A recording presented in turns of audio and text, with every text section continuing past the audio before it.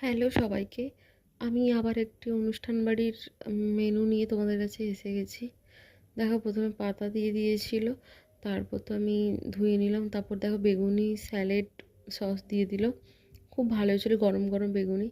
তারপর দেখো পোলাও দিয়ে দিল, তারপর মটর পনির দিয়েছিল, খুব ভালো হয়েছিল খেতে।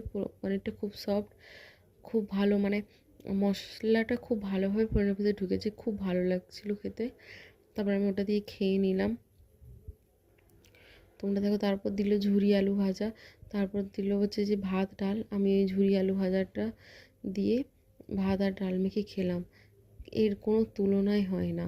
তোমরা কারা পছন্দ করে একটু জানিও। তারপর দিয়ে গেছিলো হচ্ছে যে পটলের দোরমা কালিয়া টাইপের একটা রেসিপি। এটা খুব ভালো হয়েছিল খেতে, আমি তো খেয়ে নিলাম। তারপরে দেখো কাতলা কালিয়া দিয়ে গেছিলো। মাছটা না খুব ভালো, হাত দিতেই খুব বোঝা যাচ্ছিলো যে মাছটা খুব ভালো আর খুব টেস্টি। দেখো, তোমাদেরকে দেখাচ্ছি, দেখো, দেখলেই তোমরা বুঝতে পারবে।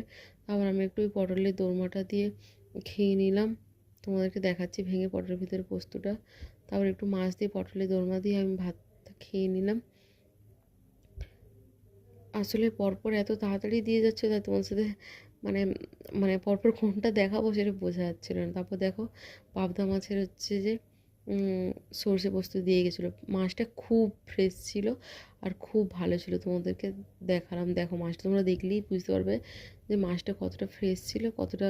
আমি তো পাবদা মাছ খেতে খুবই ভালোবাসি। আমি চাটনি খাইনি, তাই দিদিভাইয়ের ওখান থেকে ক্লিপটা নিলাম, তারপরে পাঁপড় নিলাম। তারপর দেখো পায়েসটা দিয়েছিল।